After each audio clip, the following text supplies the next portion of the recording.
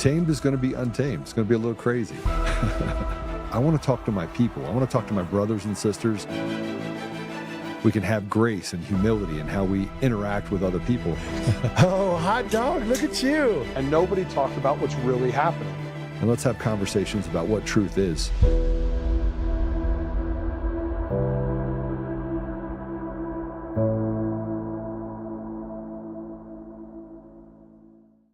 And it's the science of elections theft. So you want to do two things. You want to figure out how to steal an election, one, and how to defeat audit, two. So let me give you an example. On absentee ballots come in, they put them on a scanner. Scanner takes a picture. Then they put another one on, takes a picture. It does like 100 of them. And then when it's got 100 pictures, it's ready to save them all. That picture of those 100 votes disappears. One comes in from Serbia, and they're all voting for one candidate, possibly Joe Biden. And then that is saved on the machine. In many states, you're not allowed to look at the physical ballot in the box. You must do the audit on the machine.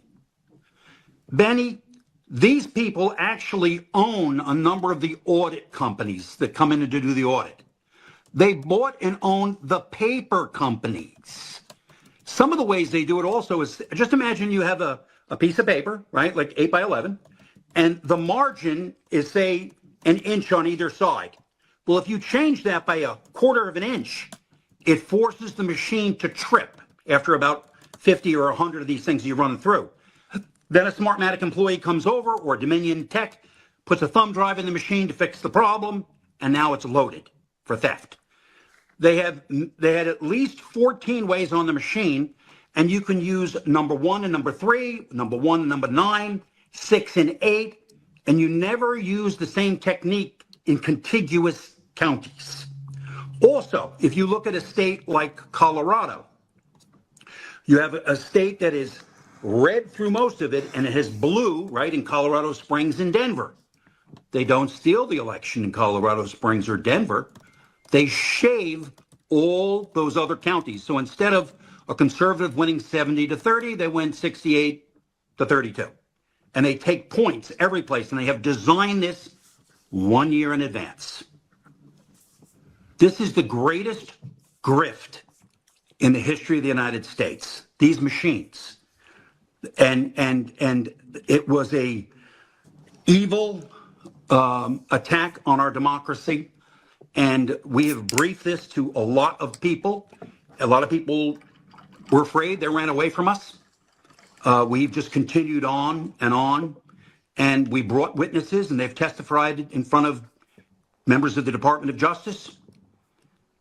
We actually tried to assemble the group of them together and get the DNI to give us a contract to do additional. And the DNI gave a contract to their friends, not to the people that we assembled that could have done it. I will say this, one politician in America that was very, very brave, that stood with us, Mark Wayne Mullen. Correct. Mark Wayne Mullen. Guy's a man. Yes. He was not afraid.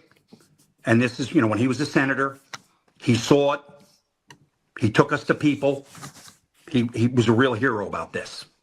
So I'm so grateful to him. We talk about stolen elections nearly every day. Are you listening? Are you listening to what's being said right now? There's a lot of people, by the way, that have a lot of courage. And we're going to talk about elections, but we're also going to bring my friend in. And I'm going to talk to, he's been waiting to come in. I'm a little late. I apologize to you guys for being late. Unfortunately, I had a bunch of work that I had to get done, and I was late coming in, which is going to make this a little bit different of a show. But when we talk about elections, this is not a zero-sum game. It's not. It is not it is not China, China, China. And we're going to talk more about what does that mean? China, China, China. More importantly, I got questions. I got questions from my friend Halsey that's going to be on with us today. And I'm gonna ask him point blank some questions about me, because I've always been one to chase the truth, and I know he is too. And it's always good to get perspective. So Halsey, welcome to the show. Good to see you, man. You look great. How's everything treating you? Good. It's really Excellent. good. Excellent. So let's get it on. You got some questions. I'm in a great mood. So all right. So I just want to ask you this: do you think I'm an anti-Semite? No. Do you think that me calling politicians in Colorado that have just destroyed our state the synagogue of Satan makes me an anti-Semite? No. You think that all Jews are good people and that I don't think there's any group of people that you can say are all good people. I agree. And so I don't, as a Jewish Christian, I'm a mutt. We've talked about this. I don't think I've ever been against any group of people ever in my life. But I did call out Polis and Weiser and Griswold as this synagogue of Satan. I didn't just include them, but and I referred back to, by the way, the Bible, Revelations 2:9, Revelations 3:9. And I got eviscerated by a guy that likes to create dog whistles. He's now doing it to other people, and he called me an anti-Semite. And which is, you see, this is what I would say to you about it, though. Here's the thing: do I think you're an anti? I don't. Now, my opinion doesn't. 5 cents in my opinion will get you a cup of coffee. But what I'm saying, though, is buy that me a cup of coffee. I would definitely buy you a cup of coffee. But my issue is that a lot of times, and I do this too, way more often than not, is we give them the ammo to create the dog whistle. Yeah. Like, you can criticize them a lot, but calling them the synagogue of Satan just gives them the ammo to call you an anti-Semite. When you could just call them assholes or liars or commies or like 100 different things. And it's just, I personally don't care. Like, you want to call them synagogue and say, call them that. But I'm just saying, if you want to avoid giving them the ammo, then there's just a lot more fun, colorful insults you could probably use. Yeah, but you remember when we always talk about not being held hostage by what people say your words mean, right? And that you should be able to explain their meaning. And you should also be able to explain the actions of certain individuals when they do bad things. And look, I'm not saying that Christians don't do the same thing, right? Christians are not the heir apparent, and I believe that there's no perfection other than one person in the Bible that's ever. I mean, so it doesn't really, to me, come down to questioning an entire religion. I think when you get into that place, or a type of group of people, when you get into that place, you then at that point create a dangerous environment where you get to hurt good people for no reason. I think that is wrong. I agree with you, but like you just said, you like to have conversations. I do too. But you're also in business just like I am. And you know what? Sometimes people want to hear the elevator pitch. What are you going to say really quick, right to the point? And when you say synagogue of Satan, you're giving them the elevator pitch. And they're probably not going to give you the room to explain what you mean. Yeah. Well, you know what I'm saying? So they're just so they're just going to come out and say, oh, obviously this guy's an anti-Semite, and walk away. And the ability to explain yourself is not only taken from you, but the definition is now put on you. And now you have an enemy who's going to use that over and over and over to smear you. And it's just like, as I said, you just call him a faggot and be, 100 times happier. Like this is why I love Halsey.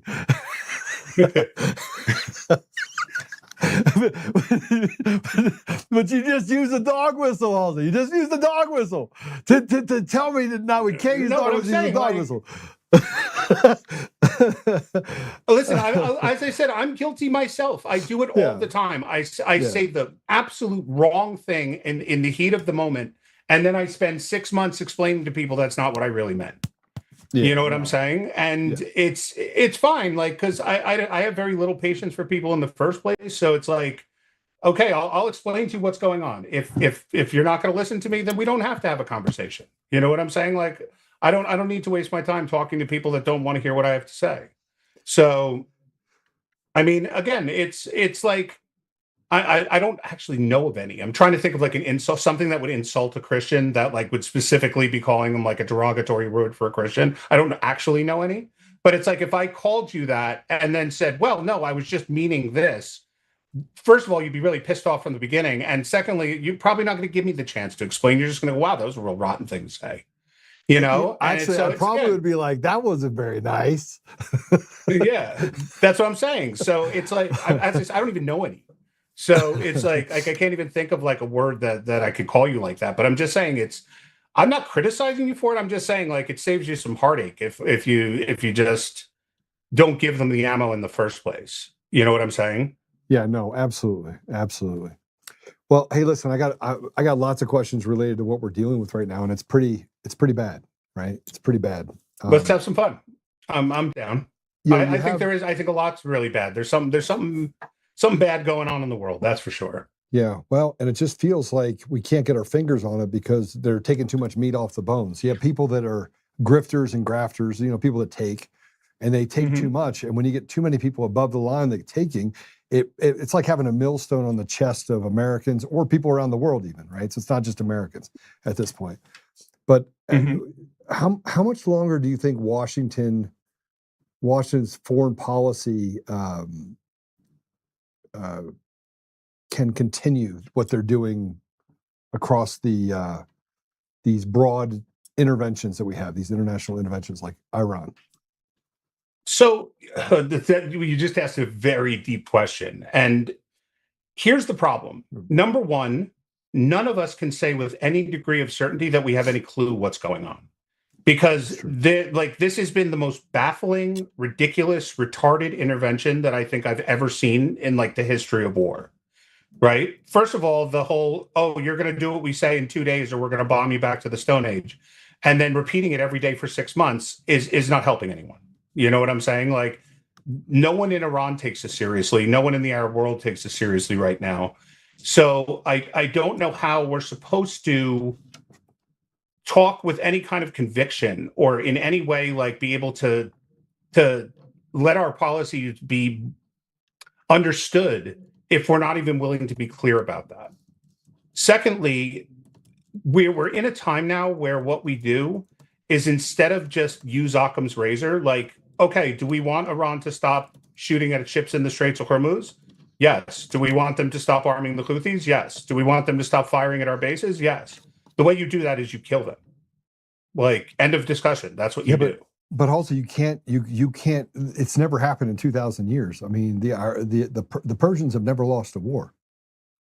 I didn't say you kill the Persians. I didn't say you kill the Persians. The Persians were very Western friendly for a very long time. Yeah. You know what I'm saying? Like, you know who the people are to kill. We always know that's like saying killing the Nazis means killing the Germans. Like, no, we weren't just there to kill the Germans. We know which ones to kill in our country too, that are traitors. Sure. But I think, and this has been somewhat of a strength of Trump's, but right now I think it's a real weakness. Yeah. In that I don't want to say, like, I don't want to insult the guy, but he's a TV personality. He knows how to work the TV, right? But the more time he lets this drag on, the more he's letting other voices play the TV game too. And when he comes out and says, well, we destroyed them 18 times over and there's no more nuclear power, but we're going to stop their nuclear power. Like, when he keeps going, he's inviting critics and he's not answering those critics. He's just doing what Trump does and saying all the words. You know, one day we have to stop them from getting a nuclear bomb. One day we did stop them from getting a nuclear bomb. One day we destroyed their military. One day their military is bombing us in Hormuz. Like, saying all the words and just not giving a clear idea of, like, listen, I'm not saying he should go on TV and say, we are going to bomb you at this place and this time because this is what we want to do. Like, he doesn't have to give away our strategy. But at the same time, like, he's not doing kind of anything, which not doing anything makes people uncertain. And it makes people wonder what's really going on. And I'm one of those people, like people go, well, the Washington Post says that we're out of interceptors, right? Well, I've never believed a word the Washington Post has said ever. So why am I going to start believing them now? Right? Could it be true? You never know. Like, I find it a little difficult to believe, but could it be true? I saw a really good explanation about how it could actually be true. Right? But again, I don't trust the Washington Post, so I'm not going to just sit there and say, well, the reason we're doing X is we don't have the interceptors. Or when he says, oh, they're going to do this or we're going to bomb the hell out of them, like he hasn't done it yet. So I'm not going to believe him until he actually does it. So, you know, but even the things he says about the interceptors and things he says about the military, those are things that the Washington Post would not have access to that information. Matter of fact, I know for a fact that that information on what stockpiles we have is in disparate environments for a reason. Even one general won't know what the stockpiles are across the entire country. The only person that has those keys to the kingdom are typically a couple of people at the DOD and or at the Pentagon, and those people are not going to talk about anything. They're just not built that way. So you've got a lot of conjecture that gets built. And the Congress, they pulled Hegseth, they pulled Keene up in front of Congress and asked them straight up if it was true, and they said no. They said it's not true. It couldn't be further from the truth. So either they perjured themselves in front of Congress, which I really don't think they would do. No. You know, Keene would literally be court-martialed if he perjured himself before Congress. And Hegseth would probably not have a career anymore, period, you know, after he got out of jail. So I'm not willing to accept, like, do I think that we found Iran to be more formidable than we expected? I think so, but for probably a different reason than you do, right? Like when people talk about the Israel-U.S. relationship, right? One of the benefits has always been that Israel has combat missions and combat training against Russian equipment, right? The entire Middle East has Russian equipment. What none of us have done is fight against Chinese equipment. And that's what Iran has. And I think that we have an idea of what we're going against, but we don't know how effective their stuff is. We know they've been in our military databases for years. The spy scandals, like they're quite public. So, and if you'll notice, during the 12-day war, Israel was flying all the missions over Iran. Not a single plane or drone was shot down. When America joined, a whole bunch of planes and drones got shot down, right? So, and we know that Israel uses different avionics and different electronic warfare systems. They're proprietary. Right. So, obviously, China doesn't have the info to counteract the Israeli systems as well as the American systems. You know, so it could be that Trump's saying, like, okay, well, wait a minute, we're not going to risk billions of dollars worth of hardware and pilots' lives, because the last thing Trump can deal with right now, especially with the midterms coming, is a captured pilot on CNN, you know, looking tortured and them saying they're going to hang him or something. You know, like that's a no-no. And it could just be that, listen, we're training our military. Like you keep hearing, oh, we're pissed. They bombed one of our ships. So we hit a bunch of radar installations and empty buildings here and there. Like we're not doing any real hardcore damage. It could be we're testing their systems. You know, that's been the West's kind of trademark for years, is we bite before we go in for the kill. Yeah, you know, I mean, I try to use the information that I know is readily available to myself and knowing as much as I know about the Middle East specifically to kind of engage what we're doing in Iran. And then, of course, I have friends that are in certain positions. I have a friend whose daughter is over in the Strait of Hormuz right now on a destroyer, right? So there's things that I'm privy to as far as information that shows that President Trump could be the head of the organization.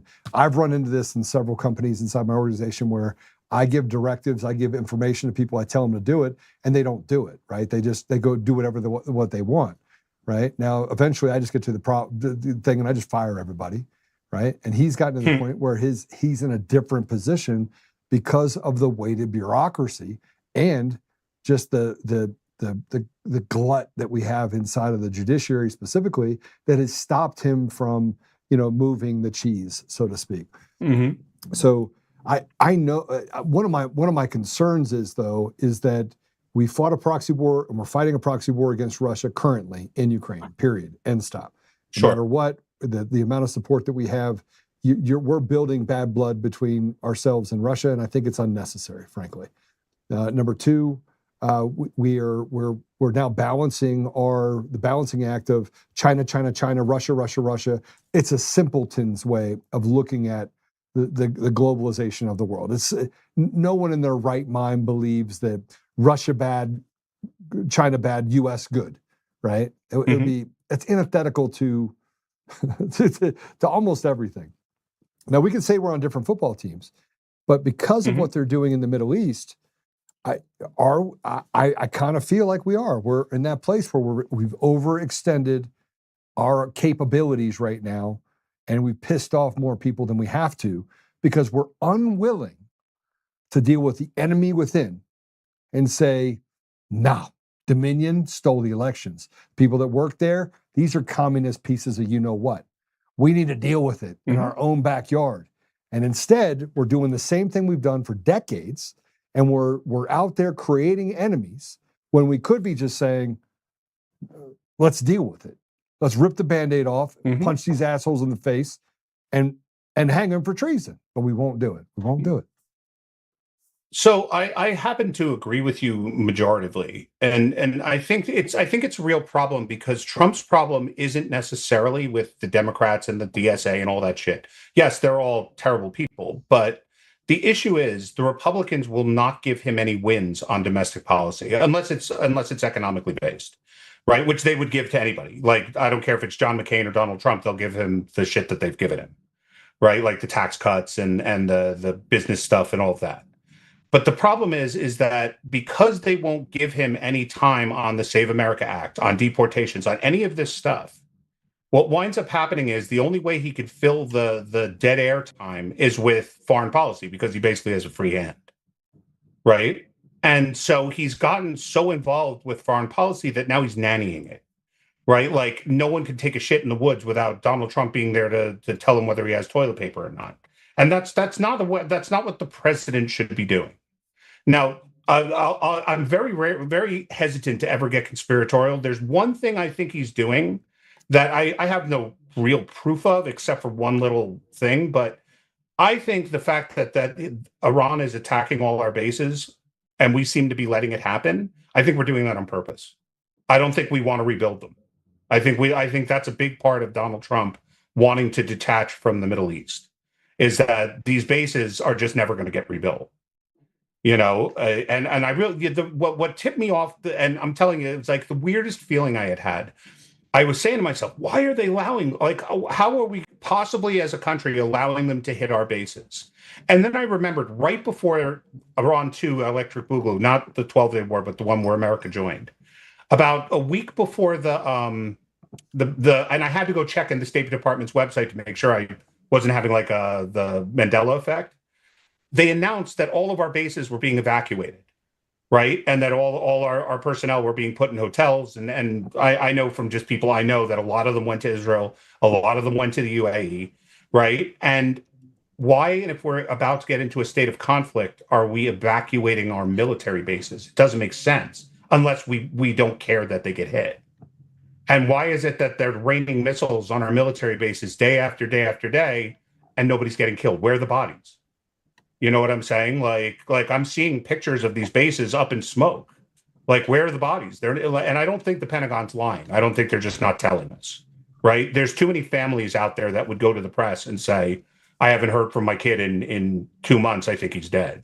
Yeah. You know, so I have a feeling that's part of Trump's thing, is that it's a limited detachment from the Middle East, which I think is good. But I as far as what he's going to do with Iran at this point, I'm as clueless as anyone else. You know. Well, I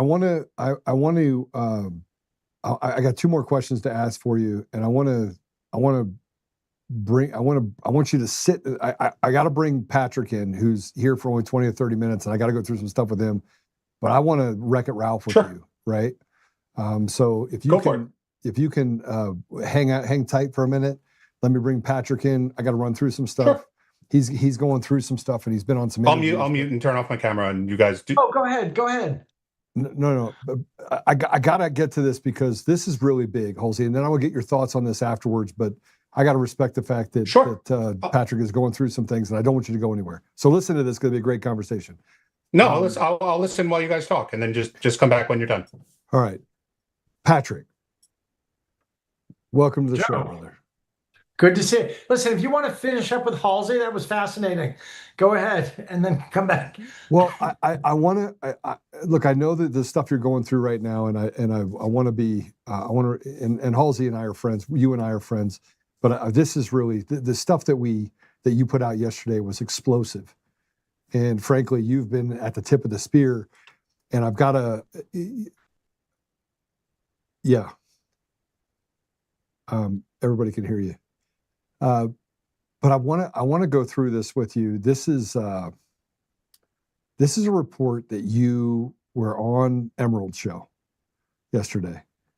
Mm-hmm. I've never seen you pull less punches than this. I think you look like Mike Tyson at 19. You didn't pull any punches. If only. Huh? Yeah. If only that were true, Joe. So what were you referring to specifically? Put this on the screen. Let's go ahead and talk about this. This is the news report on Lindell TV from yesterday. Put us on and play it. The ongoing saga of Eric Coomer, that former Dominion voting systems employee, an infamous one at that, continues as he battles it out in court against Patrick Byrne. Now, he started out cocky and self-assured, but now Coomer is pleading to have his recorded remarks throughout the trial redacted from the public. Now, here's the official request. Coomer wants, quote, a publicly accessible version bearing narrow redactions and an unredacted version maintained at an access level available to the court and the court parties. The material plaintiff proposes to redact is not public now, but for defendant's own filing in violation of the protective order. So, in other words, not in legalese, Coomer knows he stepped in it and he's begging the courts to protect him. And he isn't done. In another court filing from July, Coomer's attorneys, quote, respectfully moved to strike the Oltmann defendant's corrected motion for sanctions. That's because the Joe Oltmann testimony seriously damaged Coomer's arguments that he was not involved in a conspiracy to rig the 2020 election while working at DVS.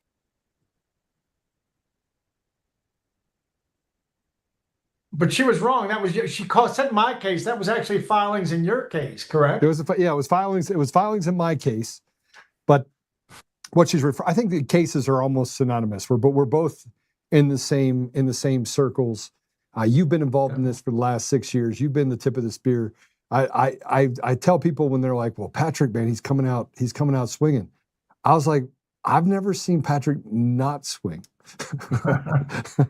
I'm not the tip of the spear. You're the tip of the spear. I might be the haft of the spear. I'm the weight behind the tip, but you're the tip of the spear. I'll take that, but I want to talk about the hidden emails, because I remember a text message that you sent me in August of 2023, and you said, "Joe, you're right. You hang on. Everything's going to be fine. You're right." And I remember that because it was out of nowhere. We hadn't talked in a while, and you just sent me this text.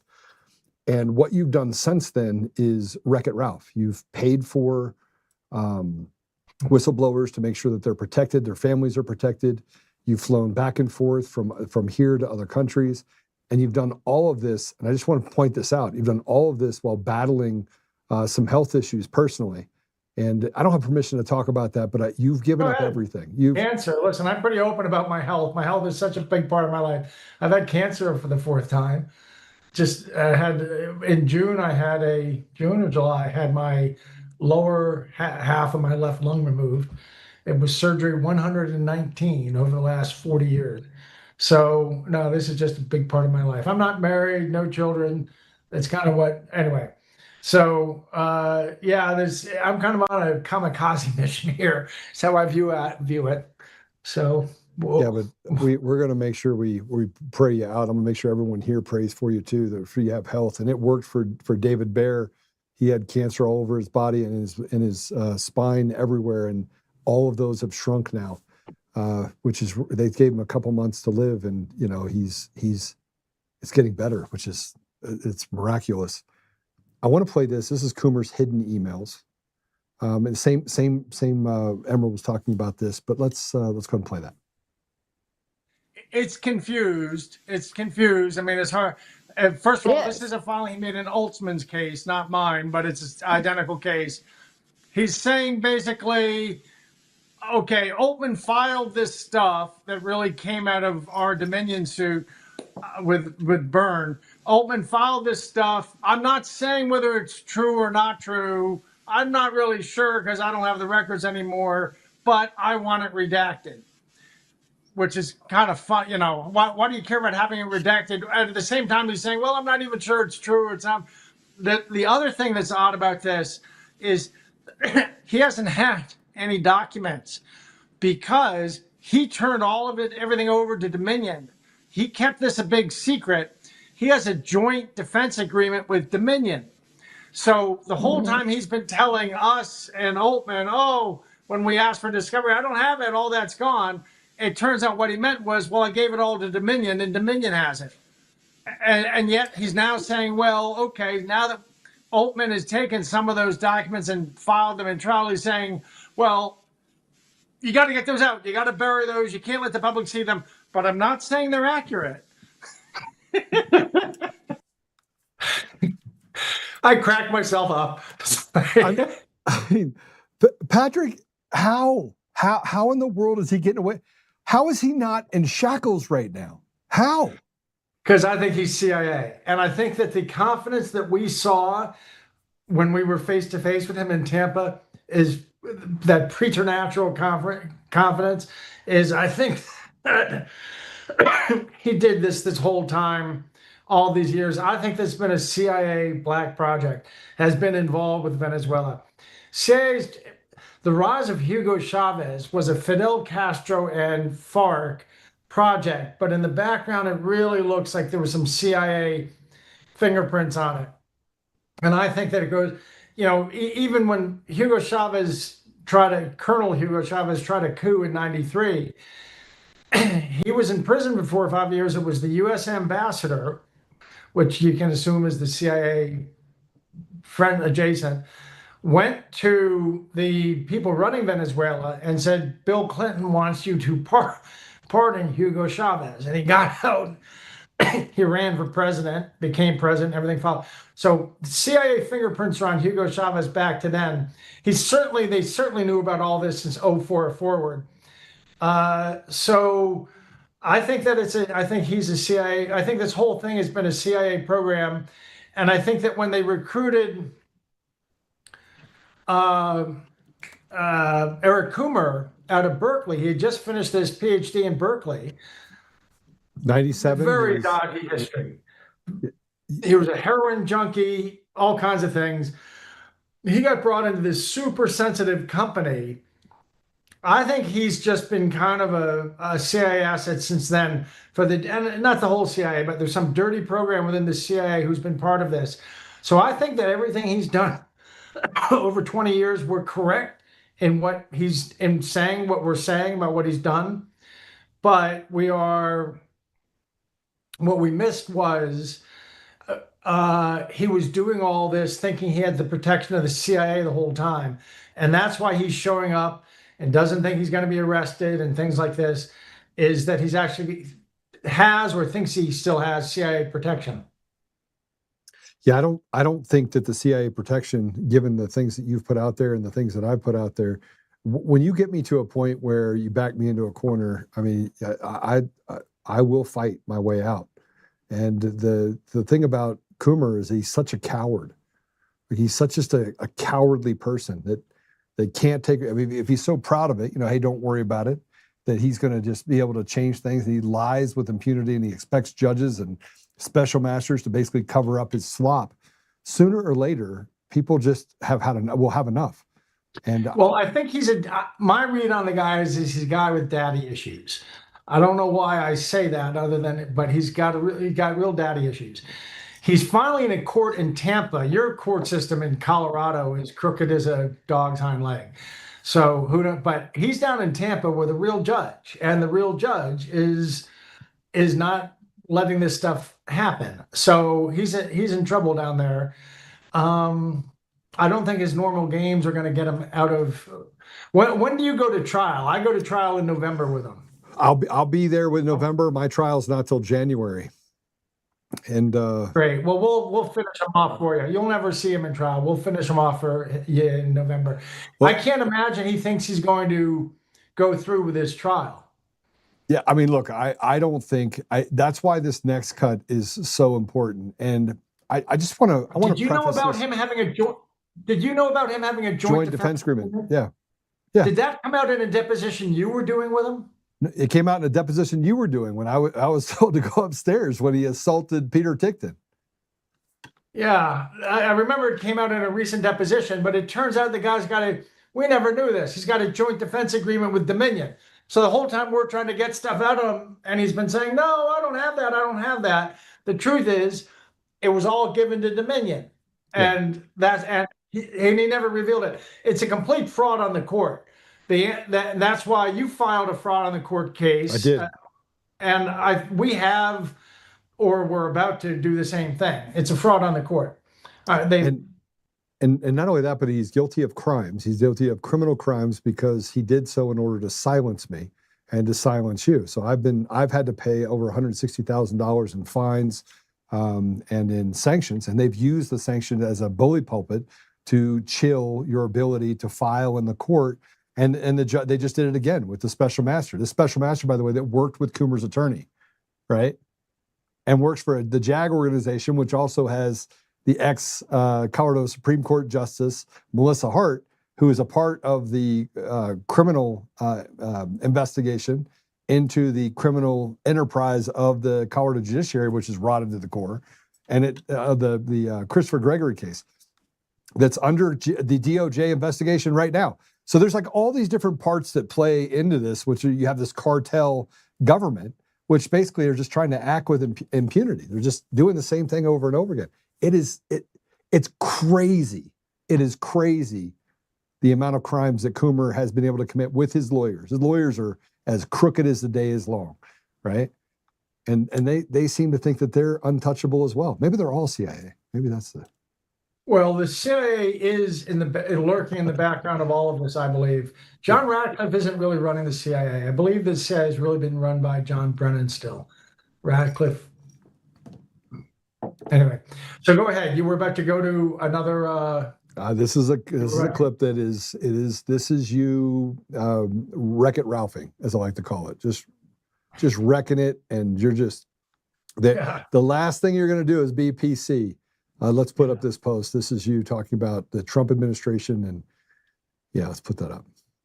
We've been holding a lot in because we thought the administration was going to do their job, but now that it's become clear that Trump is a sellout or weak or feeble or incompetent and isn't able to get done what should have taken him 30 days, we're just going public with it. Some of it is stuff I understand you're going to be having some whistleblower on right after me. Mm-hmm. Wild videos. You can't believe what's admitted in these videos. We're sending you these whistleblowers. And it's because the federal government is all tangled up in its underwear, and we're tired of waiting for them. I think they're corrupt. Well, I think that they're corrupted. I think the Trump administration, maybe they got caught doing something corrupt. Maybe they're being blackmailed themselves. But you look at the tepid thing Trump did on July 16th, which was kicking the ball. It was a first down, but it was very tepid. They came out and said, well, we acknowledge the CIA knew this when we know for a fact that they know this. We know because we gave them the whistleblowers or the Venezuelans. We know what they know, and they're creating a very tepid little weak tea version of it to sell the public. That's because they're trying to rescue the machines. They're trying to. This could all have been wrapped up by a competent executive in 30 days.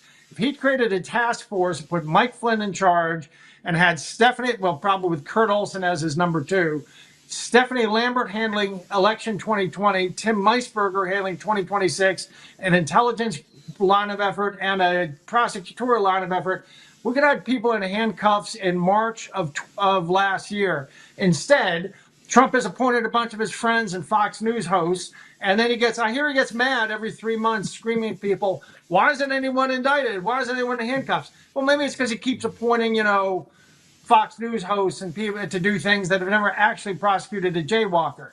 So he's completely incompetent, I've decided, and I'm not hiding anymore. He's completely incompetent. I also think his administration is getting their arm twisted and to stifle these machines. Maybe they're promising Trump something, like he gets to use the machines. Who knows? He's got a private equity group called 1776. He may think that it's going to end up owning Dominion Liberty. I don't know. But he's being neutralized. And so the fact that these machines, given what we know that they know, the fact that these machines are still in place is an atrocity against the law. We know that they've sat with the Venezuelans who wrote the code. They've sat with the Venezuelans who talked about all the elections they flipped, both in Venezuela and abroad, including the U.S., and instead they come out last July 16th with this very tepid little report. Well, the CIA knew the Venezuelans were trying to develop some technology. We don't know if they ever succeeded or if they ever flipped their own elections or anywhere else. It's a big cover-up. Well, that may have been a stale ham sandwich speaking. I shouldn't speak that badly of the president. Look, 5 days a week, I think Trump's a genius. 2 days of the week, he makes me, as they say in Brooklyn, it makes me want to stick a freaking fork in my head. And of those 2 days, one of them I find out, well, he actually was right. I didn't know all the facts. But one of them I get furious. And yesterday was that day. Well, this is all something that could have been done in 30 days. And the fact that he didn't, I mean, he has scattered this across the federal bureaucracy, rather to who hate him, who don't cooperate with each other on good days, and they've made no progress. When in fact, a task force such as I described could have gotten through this in 30 days. It's a joke. And so it all comes down to me was I'm not on Team Trump if he does not get these machines out of the election. If he does not get the machines out of the election, then it's time to but he still has a chance. He can do it through national security order. But yesterday I was feeling particularly aggrieved. Today he's out there hinting he may do a national security order. I don't know if you saw this on Wayne Allen Root this morning. He did hint that. I'd say, go ahead. So somebody told me, they're like, oh, Patrick went, and I saw the video, but I didn't watch the whole thing. I went back and watched the whole thing. And they said to me, they're like, Patrick is an anti-Trump. I was like, you have lost your mind. I said, let me explain something to you about Patrick. And this is just me knowing you over the last 6 years, not like a 20-year relationship. But I go, Patrick will literally, he knows the difference between being the daddy and being a father, even though you're not a parent, right? In other words, I have time to be your dad. Right now, I'm your father. In other words, right now, I am your friend. I will be your friend. But if I don't talk to you in a way that you need to understand, like they can see it, right? It's very obvious to them that the things that should have been done are not getting done. Right? I go, that is not Patrick being anti-Trump. He is 100% in Trump's camp, but he wants to see progress. He wants to see something happen that proves that he's he's going to do what he said he'd do. You're a good read of human nature. In fact, I did receive some suggestions from someone I admire and like, telling me it's time to be more aggressive, even about Trump, and kick his ass publicly, respectfully, about what he's got done and what he hasn't got done. Trump. I think Trump would be sitting in jail cell with Bolsonaro if it were not for the work you've done and me and about a dozen of us and the $100 million I spent to fund all this stuff. Frankly, he'd be sitting in a jail cell. So anyone who says, well, you hate Trump, they're missing the point. But I did receive over the weekend a prodding that it is time to go to kick his ass a little bit and publicly and get him to understand all this stuff that's out there that the DOJ hasn't even picked up. Did you see the other whistleblower Emerald had on after me? Yeah. These videos. Yeah. The DOJ's never even taken them, never even picked them up. There's somebody else on Emerald Show today with more of these kinds of videos. DOJ's never even picked it up. So someone needs to respectfully, Mr. President, kick his ass a little bit. Said this isn't, no, they could have done better this 17, 18 months of the second term. It's frustrating. Sometimes I look at it and I think, geez, he doesn't seem to know how to organize and accomplish a mission. Other times I remember he's got the entire government pushing back, and he did organize a task force. He authorized a task force when he came in, and that task force got not a penny of funding. Not one person got transferred. It was just on paper. So they do so some days I want to apologize for the guy, but other days, and it is time we go public with a bunch of stuff we have to get, like these whistleblowers who are going on Emerald yesterday, today, tomorrow, and bring these videos out to show the president there is this stuff, and your DOJ hasn't even picked it up. Yeah, Patrick, what you said is I don't think that anybody else out there could talk with such veracity that you talk with and such confidence, but you've been in the middle of all of it, right? You talk about General Flynn, what General Flynn's been able to do over the last 4, 5, 6 years, and even before that, when he was persecuted by people inside the White House that basically hung General Flynn out to dry, right? And the more I read about that now, I go, this is crazy. Like, how in the world? And yeah, he got a pardon, but there's been so many people and so many over the last couple of years that we've gone through this that we're sitting back, and you have to take a pause and go, all right, let's go. Like, we're at the 5-yard line. We got 5. The last 5 yards is the hardest. Get us over the finish line. Fix it. He may be one of those guys that needs a little bit of screaming at him to get somebody to do something. On the other hand, look, if he does this national security emergency, I will sing his praise to my dying day. That's what it takes. It does seem to me, I can't tell. I feel like maybe some people think I apologize for him too much. It all comes, but he needs somebody. I actually knew, I was a student of a great old British professor who was the last officer out of Dunkirk. And he described on that last hour of marching, sort of kicking, he had people who were collapsing and couldn't make it the last couple miles down the beach. And he got to the point where he was kicking them and hitting them with a rifle butt, not to knock them out, but to make people get up and march. And someone needs to tell Trump, has to do this to him. He's missing. It's not okay to just let this slide. He has to get this national security emergency signed. And I know, we could do a national security emergency and simply run our election per international standards. Yeah. Per international standards. That's all we're asking. And it'd be easy. Yeah. It'd be easy. Yeah. And do one election like that, I think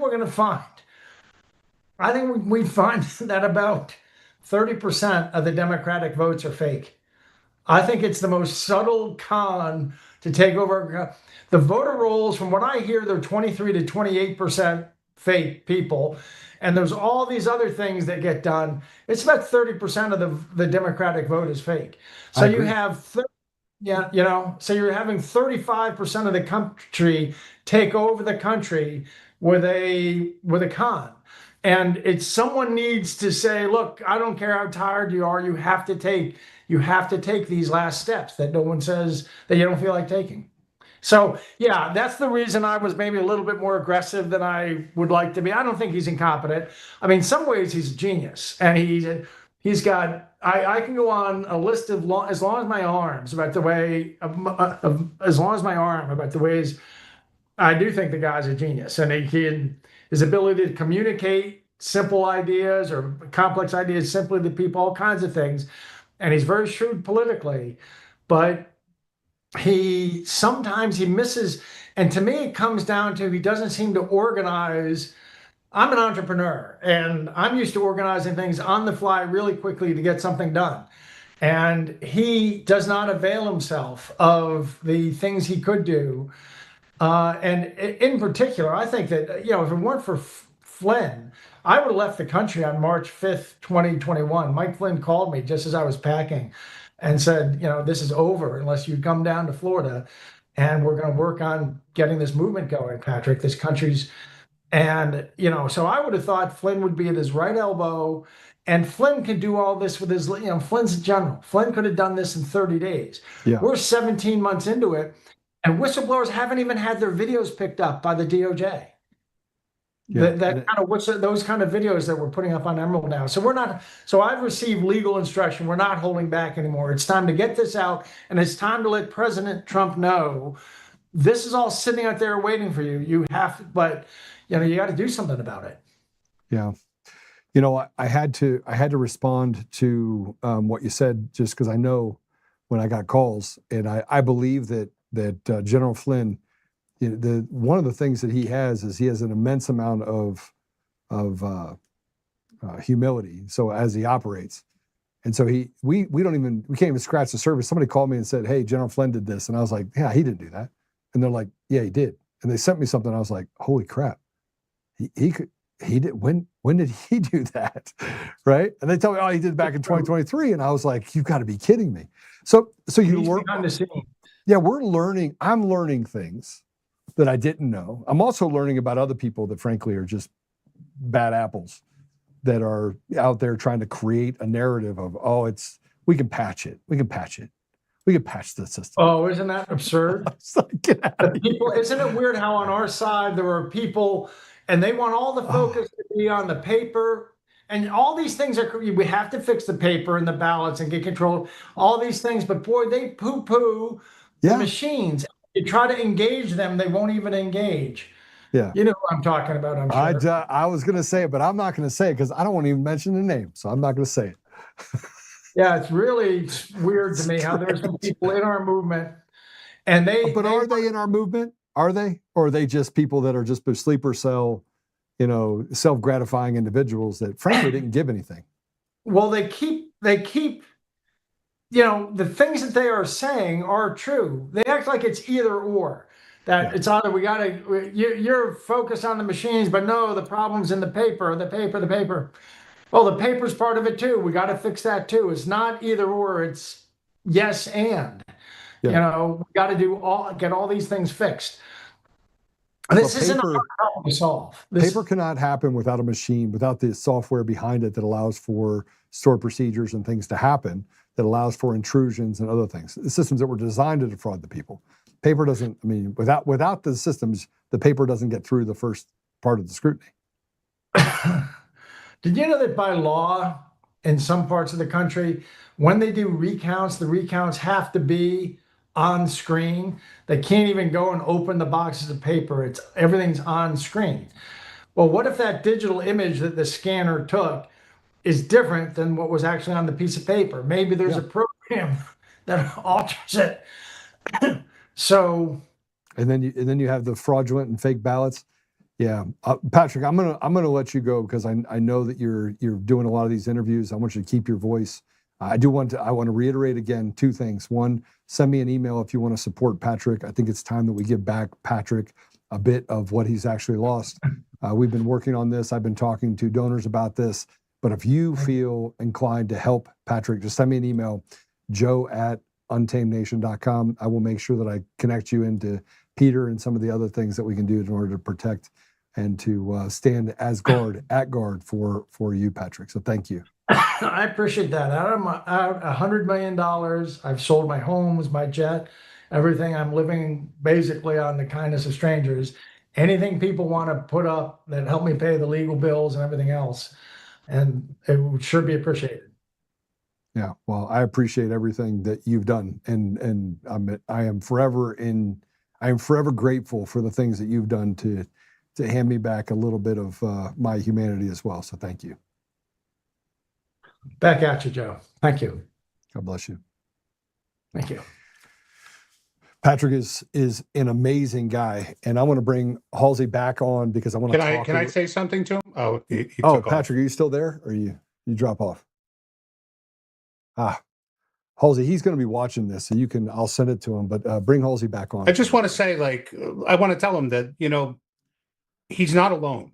Like a lot of us, I'm one of them. Like we've all been very humbled over the last few. What? I'm just told him to bring you in. Sorry. There you go. Oh. Go ahead. A lot of us have been humbled. Like I'm having health problems myself, and I've been trying to raise some money, and it's very hard. It's very humbling to have to ask people for help, and I just wanted him to know he's not alone. I'm in the same boat with him. I just I don't know you so well, so I've never asked if I could address your audience, but you can.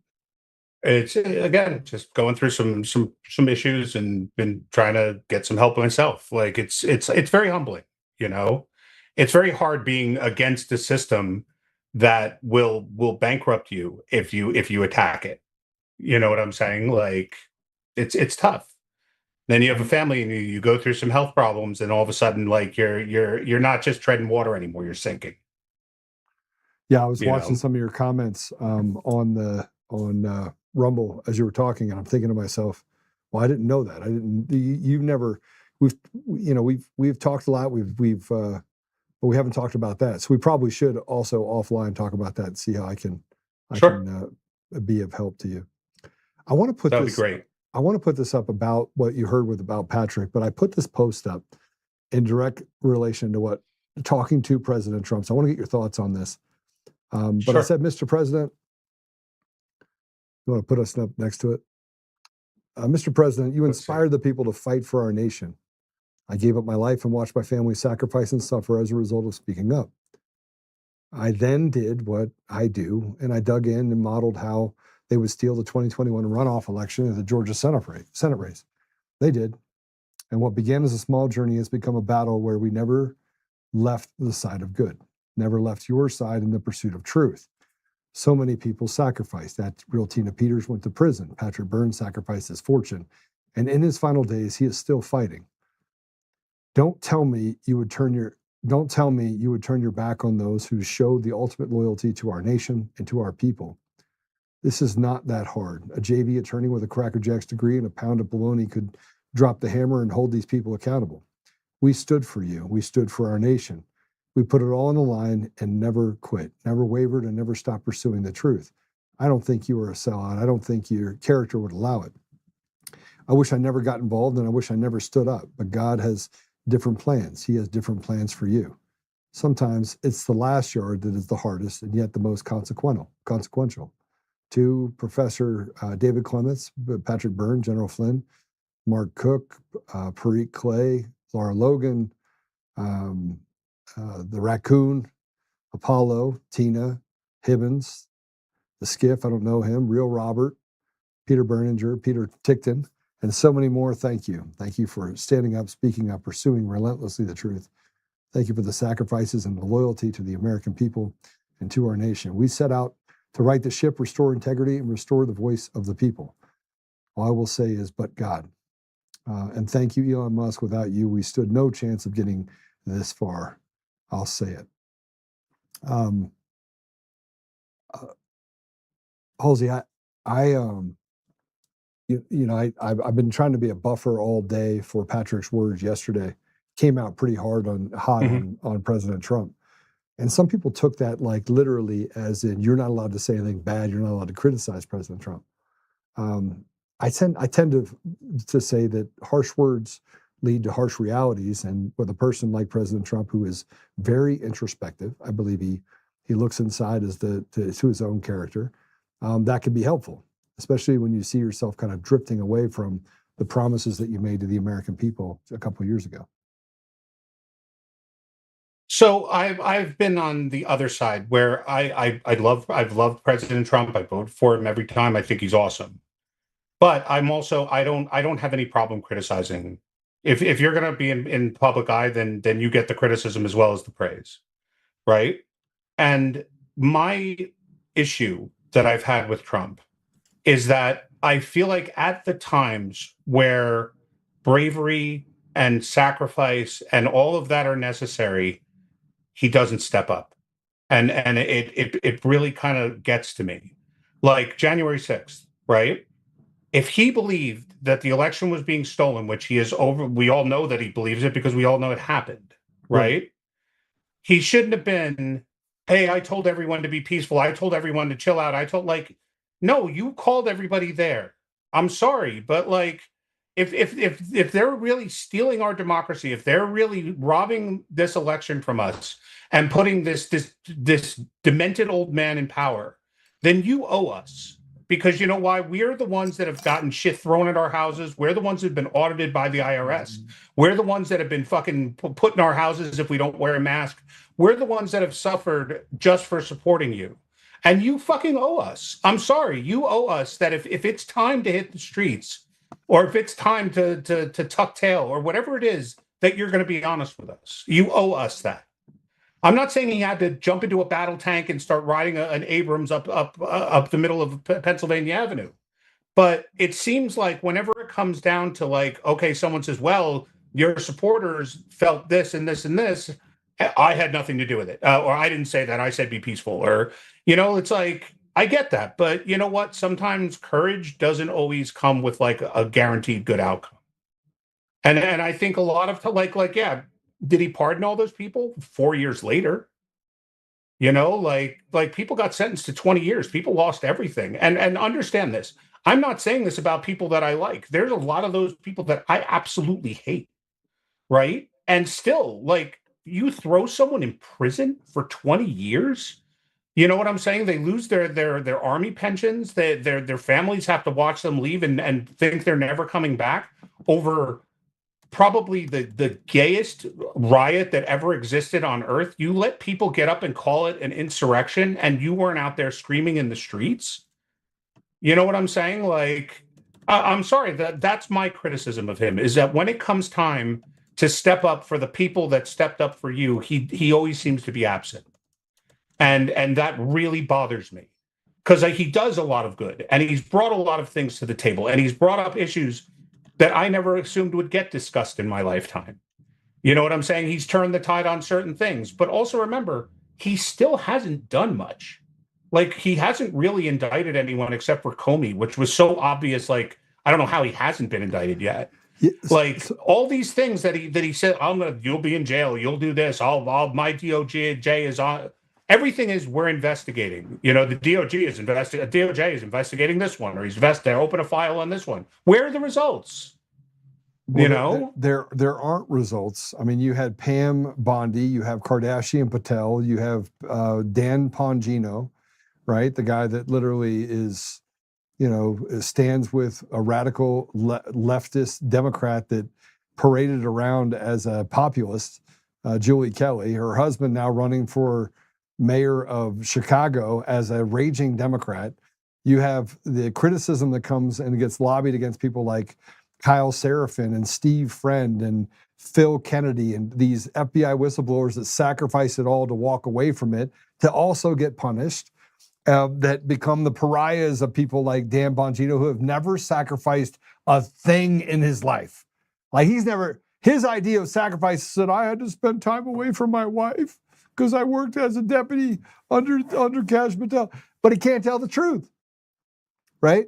So you have this, we've seen the betrayal over and over and over again of people that get into those positions, talk tough like Kash Kardashian Patel, talk tough like Pam Bondi, don't get anything done. They're paper tigers. And you know, I talk about the establishment around him because President Trump takes people's advice, and he, you know, until he doesn't.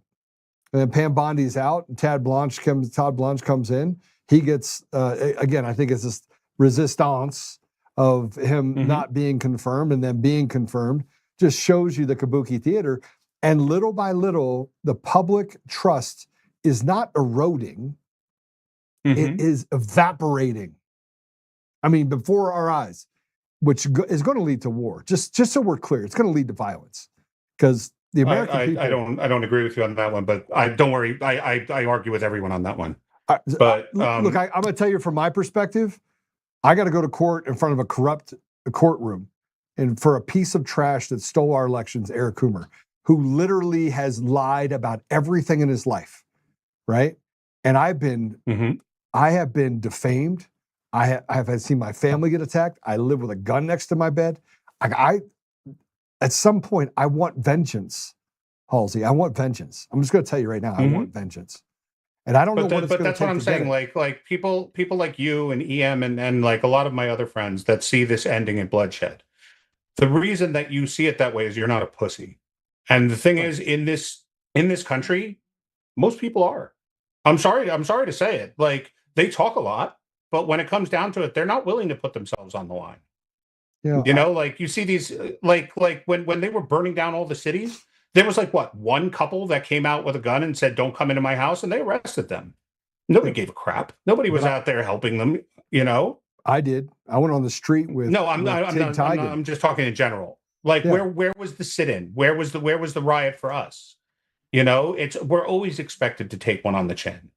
And when all these people come in and do nothing, as I said, I get that politics sucks, and I'm an analyst, so like I get dorky about this stuff sometimes. But we've talked about this. I always say there's always more nuance to a lot of things, and one of them is this is the problem with populism, is that just because something sounds good doesn't mean it is good. Right. Right. Like, again, you will not find a more Right, but you will not find a person more against immigration than me. I want to deport people that have already taken their citizenship tests. I think we should close the borders to legal immigration and illegal for the next 20 years. But at the same time, right, to just say if we kick out all the illegals, everything's going to be fantastic.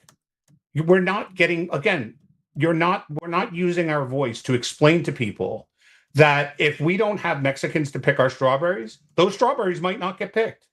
So you know what? You might not get any strawberries. Or if we bring back manufacturing, we don't have the bodies to fill it. So I mean, Mike Rowe he was screaming about this the other day that analysts have been done. There's 7 million jobs that are necessary that don't need a a college degree in manufacturing, in warehouses all over the country that are unfilled because no one's applying for them. And it's not because people don't know it's there. We've had a 100,000 number deficit of truckers for 20 years now. Nobody wants the job. To just sit around and go, well, if we bring back manufacturing, it'll be awesome because it'll stick it to the Chinese. It's like, no, it won't, because they'll open these buildings and they'll sit empty. Americans are not yearning for the day when they can go back to working in a pencil factory. They're just not. Well, So we can be honest about it. We can say, look, we want to kick out the illegals because they're destroying our culture and our country. They're making it so that we cannot thrive as a people. But there will be a lot of sacrifice that's required to do it. And there's nothing wrong with telling people that so they can make an informed decision. And they can say, I still want to maintain my culture, even if it means my strawberries don't get picked, even if it means that all of a sudden it's a little bit harder to get a landscaping job done. I don't care. I want those things. I will pay more for my iPhone, but don't make it sound like my iPhone's going to cost $50 more if it's going to cost $500. Okay, let me make the decision. I'm a grown-up. I can handle the truth. Tell me the truth. Don't just go out there and go with platitudes and slogans that make everybody think it's going to be okay, because it never, ever, ever works. So you brought up some interesting facts that, I mean, I think social media plays a large part in this, right? Because everyone on social media is told that they're special. Well, they could go start a podcast. Let's go get another 30 people to start a podcast.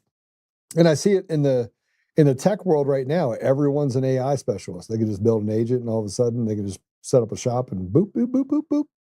Don't care anything about infrastructure or anything else. Just make promises you can't keep and come out the other side and ruin it like everyone else has ruined industries for decades.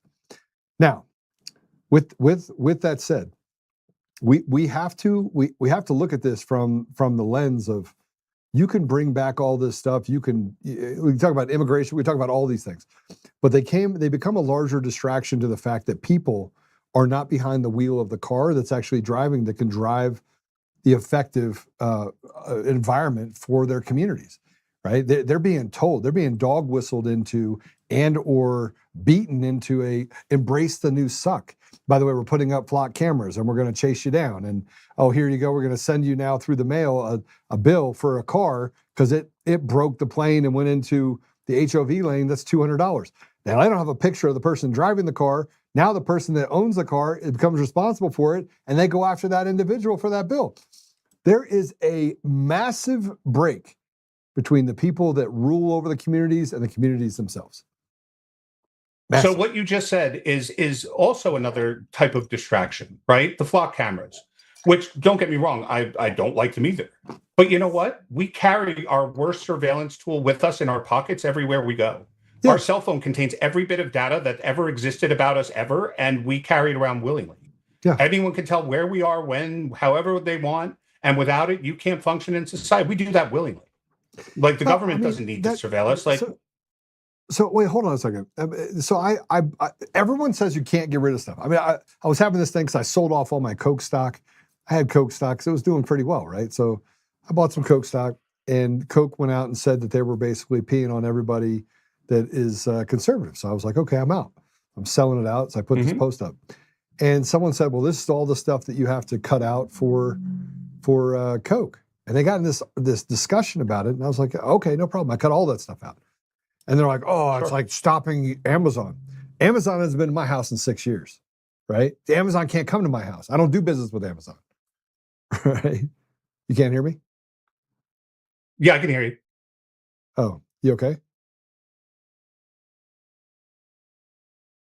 Halsey. Did I lose Halsey?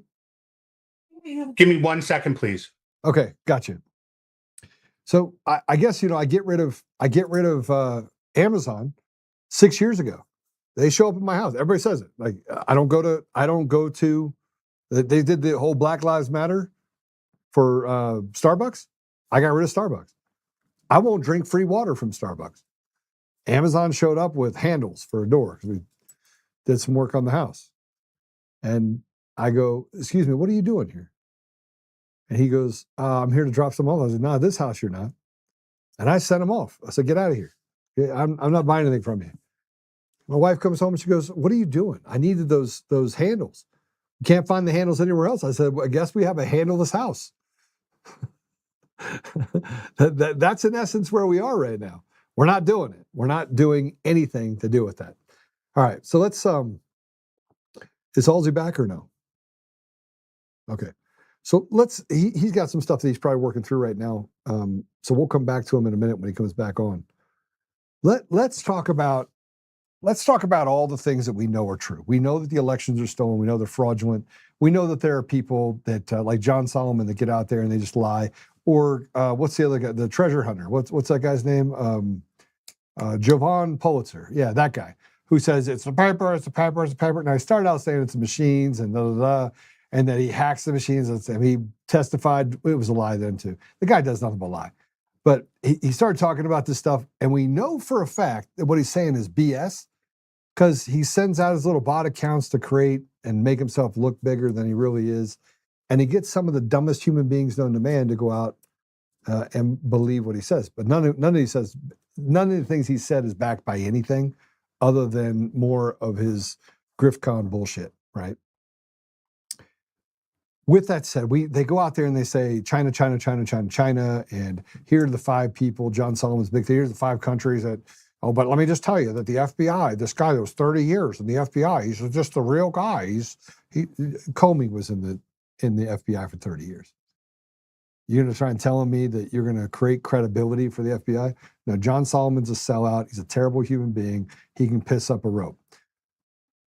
Every time we turn around as the American people and we find out things about what's happening, they tell us nothing to see here. So I'm going to bring Halsey back on, and I'm going to ask him about this. We're going to go to a quick commercial break. When we come back, we're going to talk about Fauci. Man, we're going to talk about Fauci. Halsey, what do you think about talking about Fauci? You want to get me started? I'm going to get you started. I'm going to get you all worked up. We'll take a commercial break. We'll be right back in 2 minutes.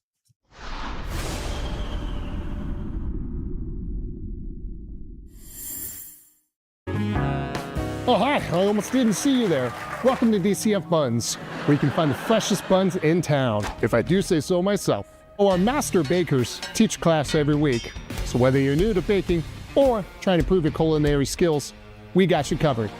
And we can help you bake the cake of your dreams. We'll even clean your cake if you want. And if you don't want to bake anything yourself, we have loads of fresh buns available in a variety of shapes and sizes. Check us out at dcfbuns.com to learn more. DCF Buns, we keep the buns hot and the deals hotter. Buns. In every thread, in every stitch, Honor-Bound USA weaves the fabric of the American spirit. It's not just apparel, it's a testament to God, family, and country. At Honor-Bound USA, we're a family of patriots who put our faith, family, and America first. When you visit our website, you'll find a line of products that embody our commitment to pray, stand, speak, and act. As the official site for the Untamed podcast, all of our products proclaim speaking the truth with courage. We also have the powerful documentary from Professor David Clements, Let My People Go. Identify yourself as one of the few who are willing to stand for what they believe in. Join the Honor-Bound USA family today. Wear it as a badge of honor, commitment to the values that shape us, and a pledge to the bright future we will build together. Because when you're honor-bound, you're not just wearing a brand, you're embodying a lifestyle.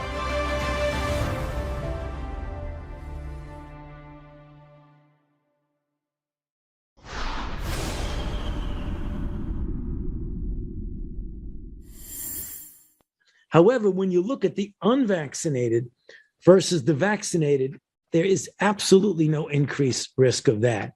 So because of that, the CDC and the ACOG, the American College of Obstetrics and Gynecology, who used to say it is okay for pregnant women to get vaccinated, to change now and say it is recommended that pregnant women get vaccinated. So it's really one of those things that's kind of not a close call. It really is pretty clear that pregnant women should get vaccinated.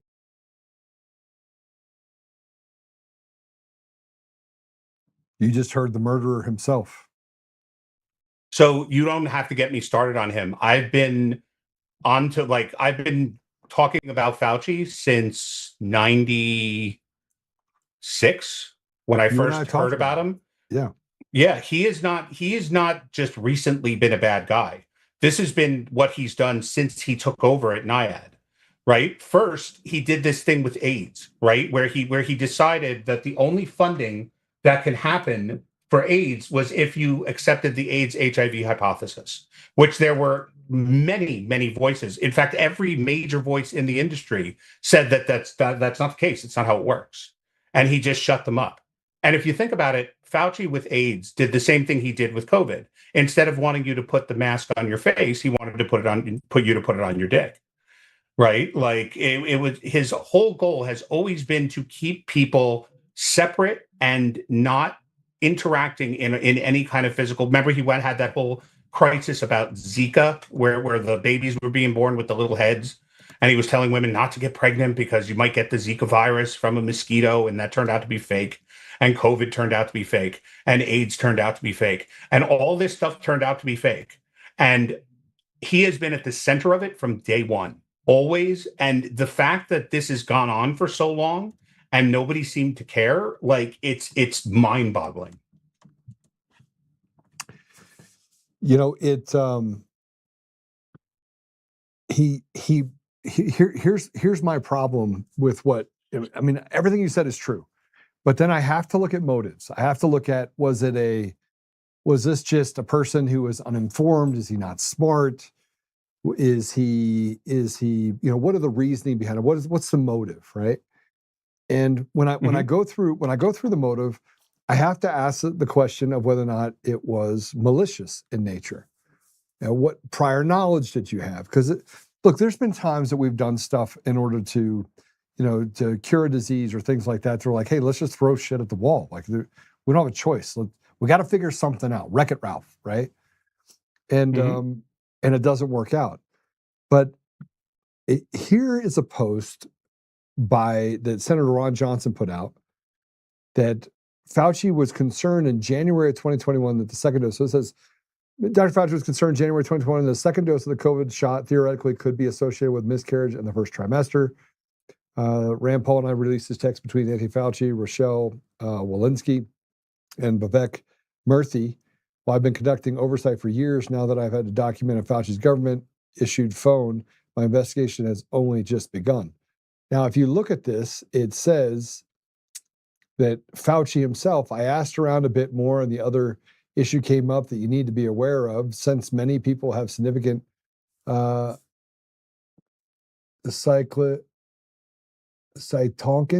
storm. I can't read it because it's not. And fever after the second dose, this theoretically could be associated with miscarriage, I think, in the first trimester. Yeah, sorry. So this was a text message that he sent. Now, what you just saw before was him pushing the pregnant woman should get vaccinated, but he knew at the time that that it was actually going to cause miscarriage. As a matter of fact, 82% of the time it resulted in miscarriage. So this guy genocided tens of thousands of babies. Tens of thousands of babies. And here, by the way, is a Fox report on Fauci's text messages about miscarriage. Play it. So hedge fund billionaire Bill Ackman devastated, reacting, quote, Neary and I had 7 miscarriages trying to have a second child during COVID, and then time ran out. What was he thinking? Oh my God. GOP Senator Roger Marshall is a retired obstetrician who sits on the Senate Health and Education Committee, and he joins us now. Senator, I can't think of a bigger story that has ever come out of Washington. But I think there are a lot of people who have a frustration that it's going to be very hard to find Fauci or anybody else accountable for this. Will anyone be held accountable for this? Well, I sure hope so, and that's why we're calling for a special counsel. And my wife told me I need to remind people what the special counsel can do. Well, they have subpoena power. They can have an independent investigation, and then they can prosecute as well. All Congress can do is expose the truth or try to expose the truth, which is hard to do when a guy takes the fifth 111 times. A full 9/11 style commission would also be something that could work as well, but really it's going to be up to the Attorney General, I think. Does he want an independent counsel to go forward with this?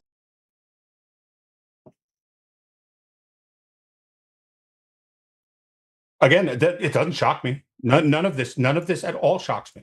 This murderer What deserves shocks to me be is that dragged behind a car until his body parts fall off. But I'm saying what shocks me, though, is that there's so many people that are in our government that seem to be completely shocked that any of this has been going on. Where's the oversight? Where are the people looking into this stuff? Where are the people hearing from anyone who isn't big pharma? Where are the people out there talking about this stuff? You know what I'm saying? And nobody's doing it. And when they do, the establishment themselves just attack them and say, no. Like when they established the AIDS fund out of NIAID for granting, it had more funding than any other institute in the NIH, including cancer, right? And they just spent billions upon billions upon billions of dollars researching cures that didn't exist. They had no value. You know what I'm saying? And because of Fauci, this is what he does. Why do you think Biden had to give him a blanket pardon for anything he had done and anything he could do? You know? Yeah, the big thing for us is that pardons don't cover treason. That's They true. don't cover treason.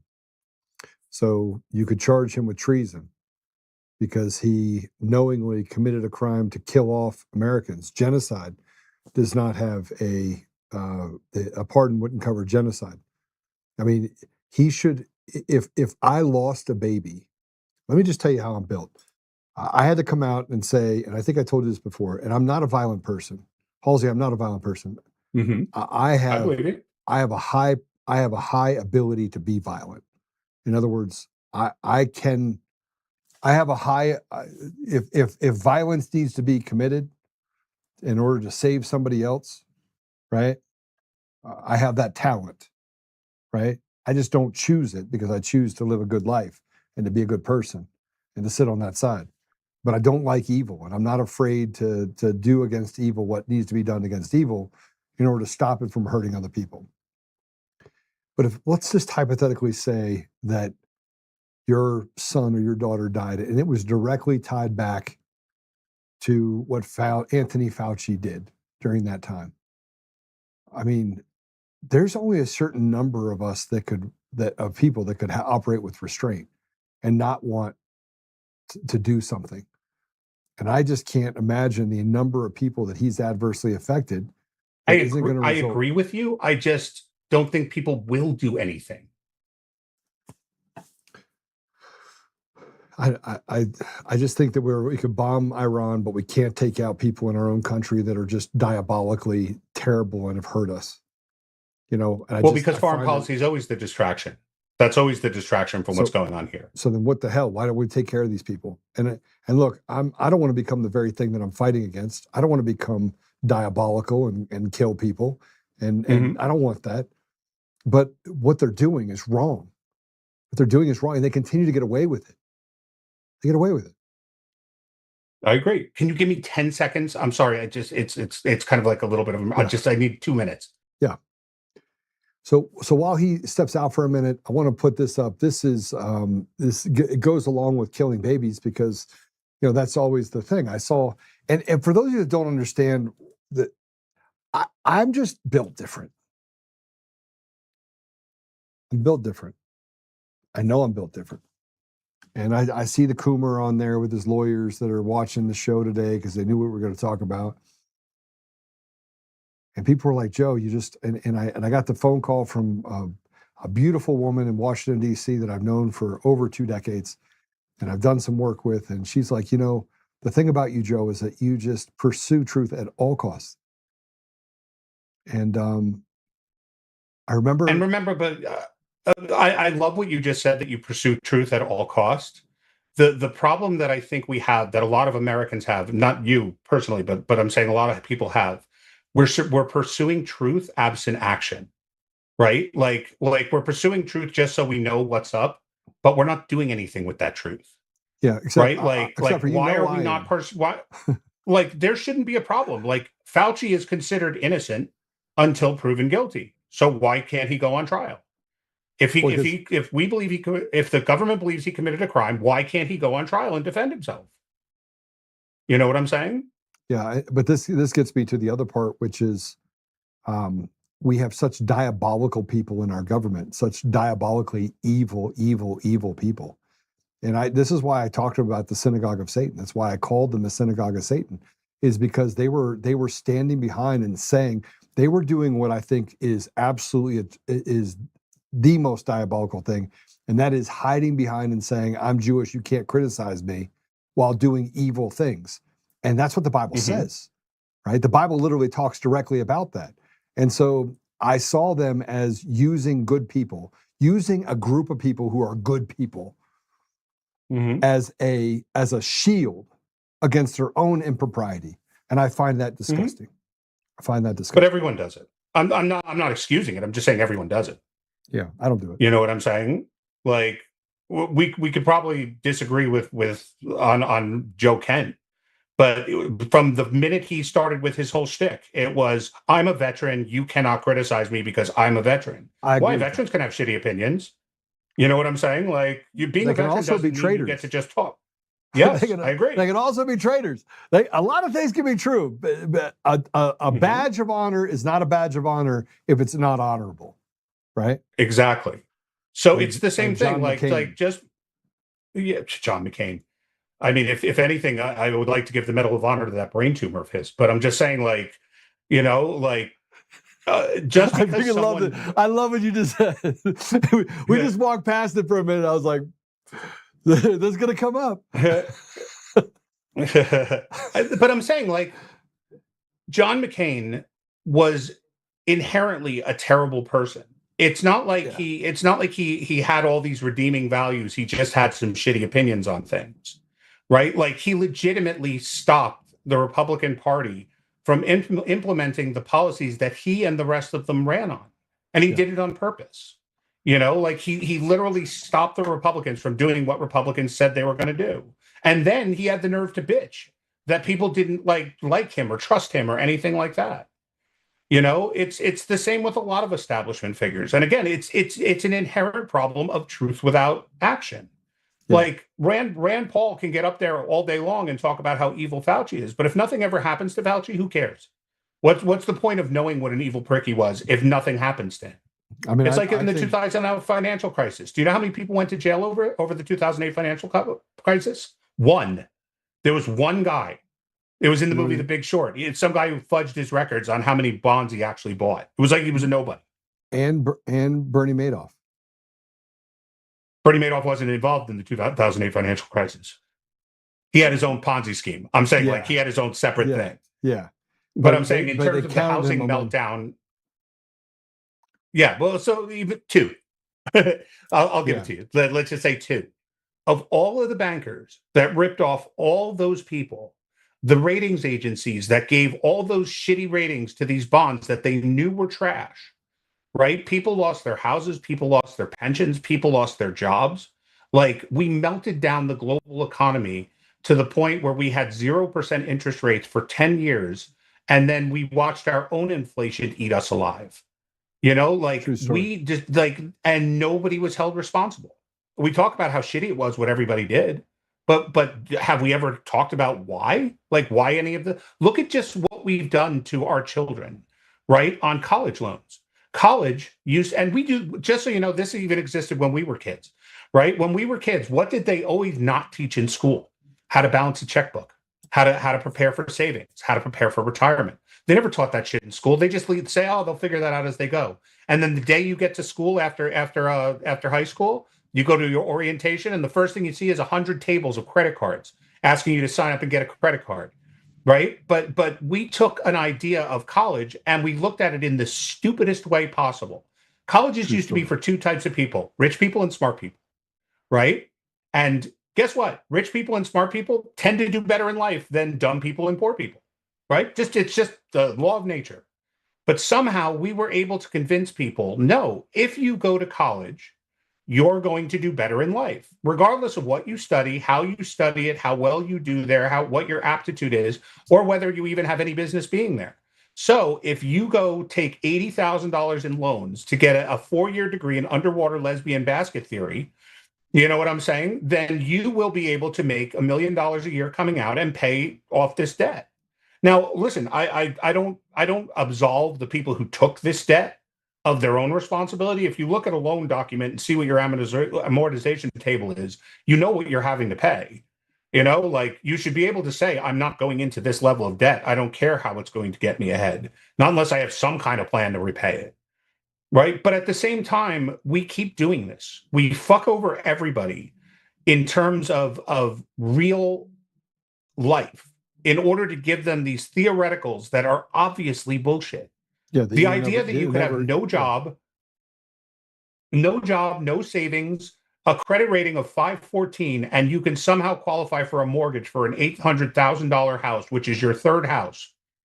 The idea that that's even possible is so ridiculous that it should be like almost like a floggable offense, like just for it coming out of your mouth and saying that to someone. You know what I'm saying? It's like walking into a handicap school and kicking retards. You shouldn't be allowed to do that. Like it's just not okay. But we constantly do this in this country. We pick something and we say, this is going to make your life better. So we are going to figure out a way to give you this thing you didn't earn, don't want, don't need, and probably can't handle. And then when you figure out that it's not for you, we're going to kick you in the balls until you piss blood. And that's what we keep doing over and over and over again. And the people that do it are never held responsible, ever. I think you know what I'm saying? That's the bigger issue right there. Never held accountable. And I think that you said that people were without action. I've been in action for 5 years. I flew all over the country trying to create density and talked about the Gideon 300 and how do we create an environment where we stand together. And what you're talking about, the lack of courage, is that the density of those that are courageous is having enough humility to be able to stand together, right? Because if you can get 1,000 men to stand together, you're in good shape, right? Bro, I mean, I heard Patrick, like, that's why I told you, Patrick was his name, right? I don't want to get his name wrong. Patrick Byrne. My heart was going out to him because I was doing the same thing. I was investigating people. I was writing about people. I was doing all kinds of exposés. Now, I'm not overvaluing who I was, but you know what? They sent the IRS after me for no reason and crushed me. I still have not recovered. You know what I'm saying? Like I'm a broken refrigerator away from bankruptcy from it. And I work my ass off. I have 5 college degrees and none of them are worthless. I'll tell you that much. And I work my ass off. I make really good money, and I'm still a broken refrigerator because of what they did to me. Just because I was out here talking, I didn't go shoot anybody. I didn't. I overpay on my taxes.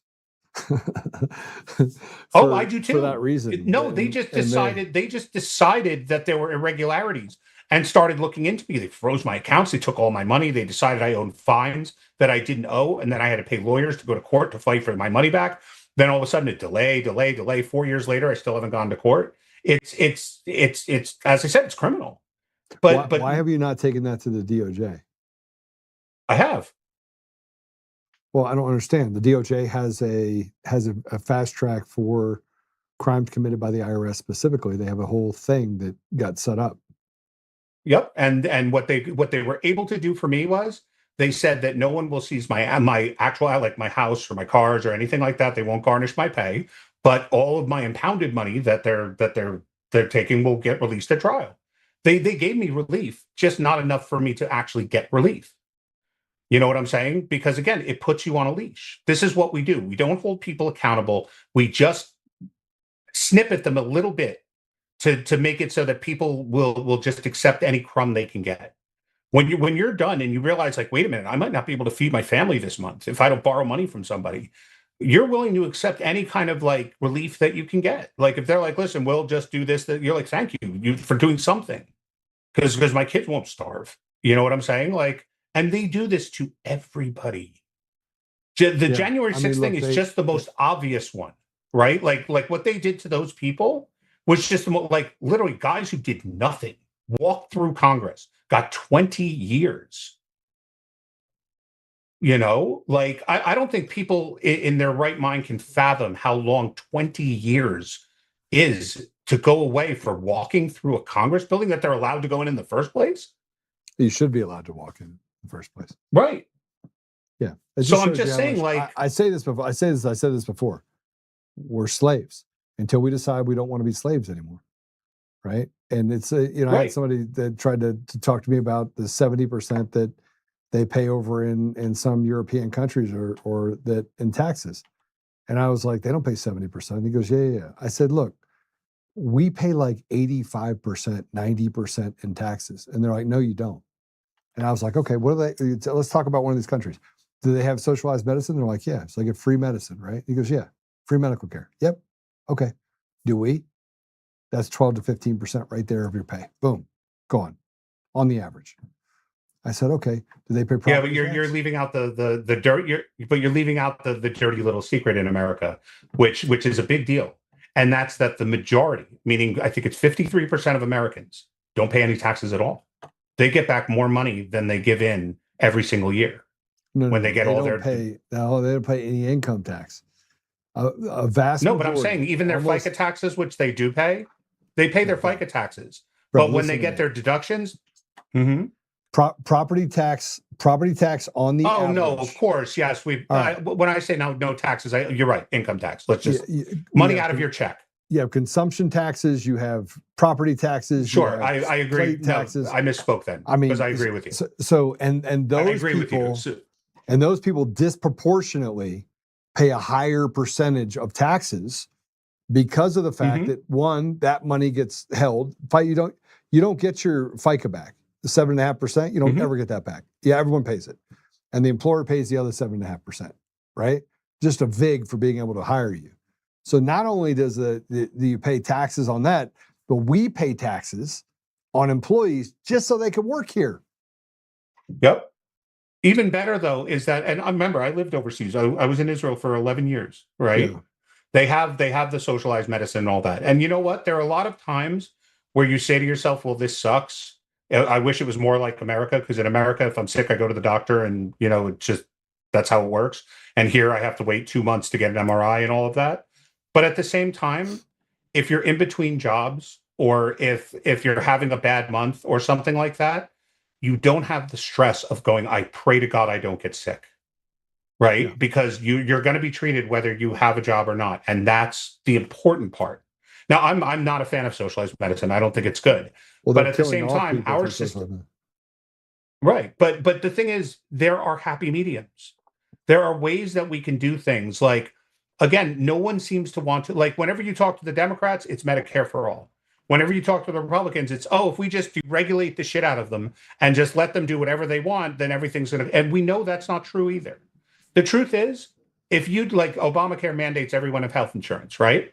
But why do I, as a male, have to have health insurance that covers me in the event I get pregnant? Correct. Why do I have to have a health insurance policy that covers a tranny surgery?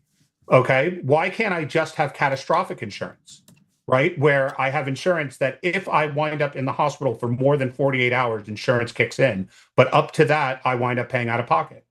You know what I'm saying? Like, why are there not innovative solutions in a country where innovation is supposed to be our strong point? Right? That we are the ones who pioneer these things.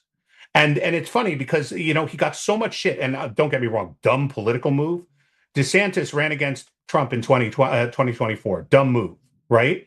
But he's accomplished half of the things that Republicans have been yapping about for 20 years. He's accomplished in Florida. He got school choice. He's doing away with income taxes, right? Like, property taxes. Property taxes. Yeah, property taxes should never. You should never have property taxes. That makes you a slave.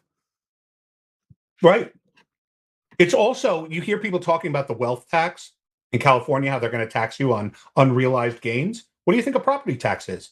They tell you what your house is, regardless of whether you sold it or not, and you owe a tax based on what your house is worth, not what you sell it for. You know what I'm saying? And if your house value goes down, if the market goes down the next year, they don't give you a rebate. You know what I'm saying? They come with the big hand of government and tell you, we're going to give you a really good deal. We're not going to raise it this year because your house is worth less. You know?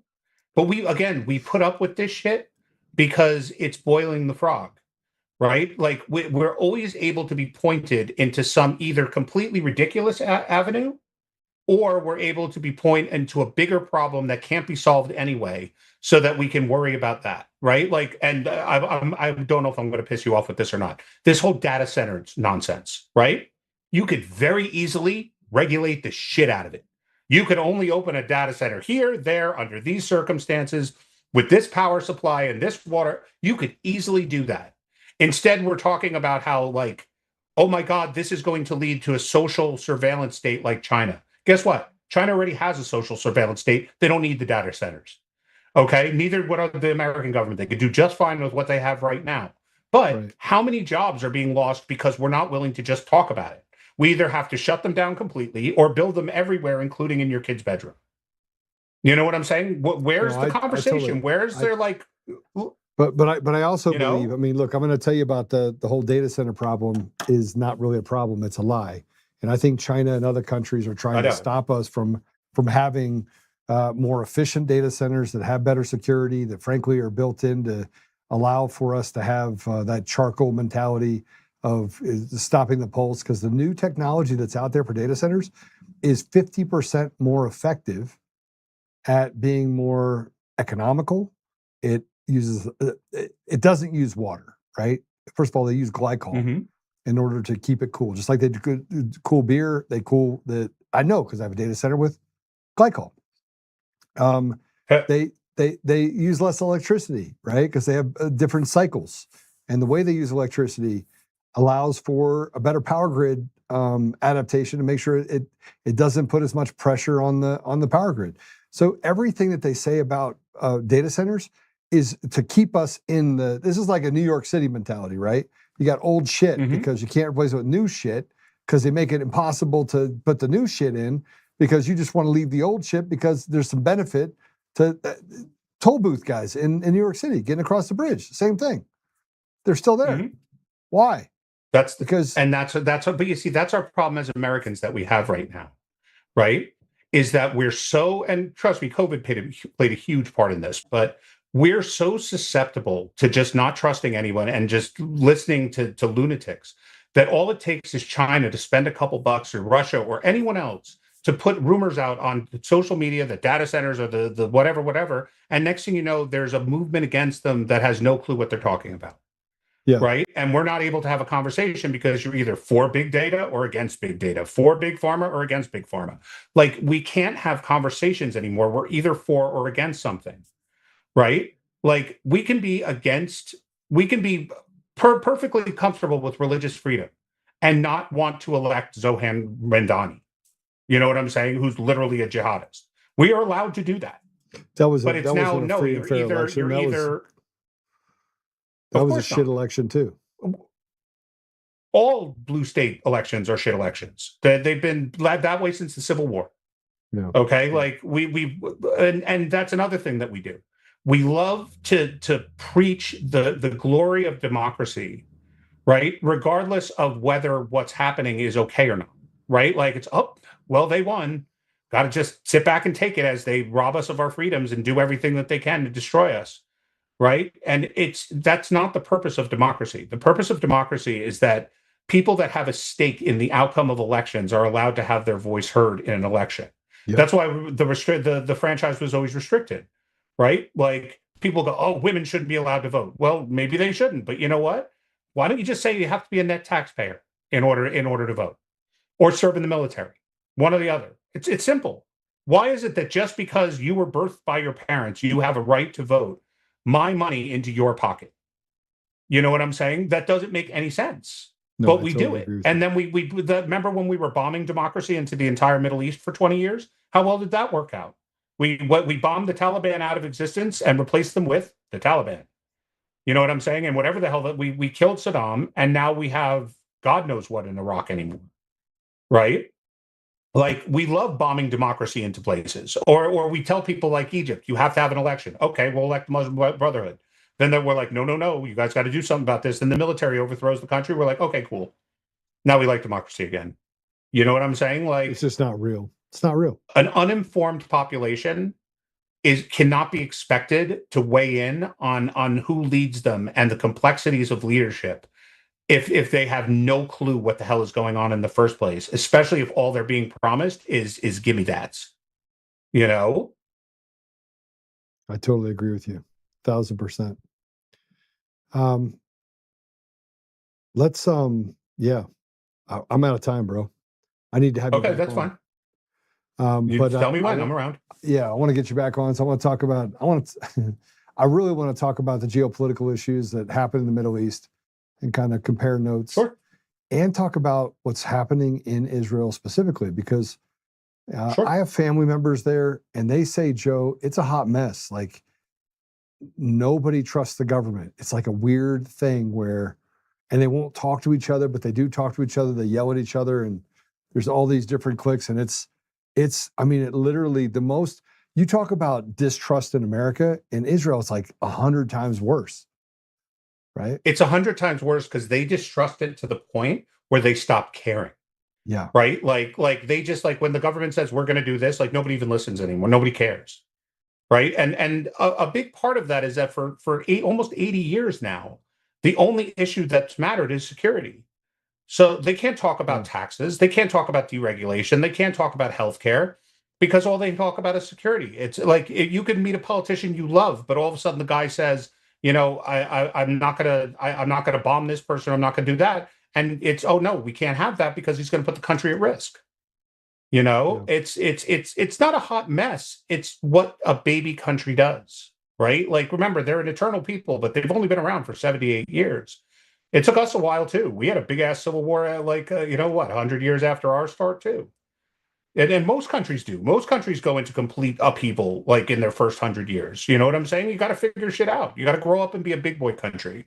And they're learning to be a big boy country, and it's tough on them. But for people that's been around for 3,000 years, I have full faith they'll be just fine. But at the same time, you're right; it is a hot mess. Like, it is way hot mess.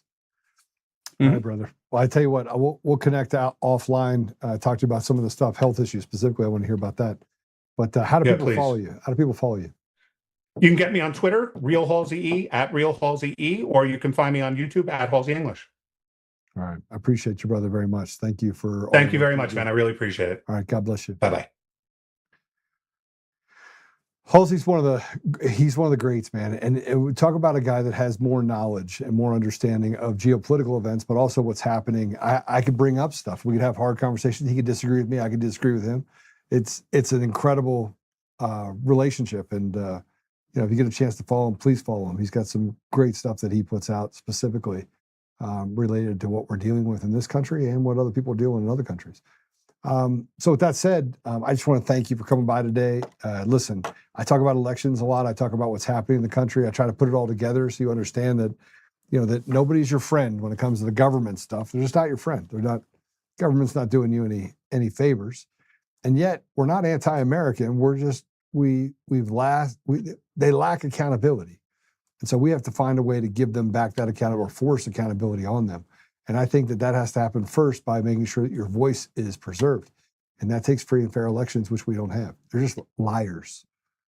And so we're going to continue to talk about that. We're going to continue to speak truth, and they can like it or not, but we're going to continue to do it. So Apple Podcasts, Google Podcasts, Spotify, Pandora, iHeartRadio, TuneIn, and more, to whatever that person's name was that was on the show. I'll just call him Coomer.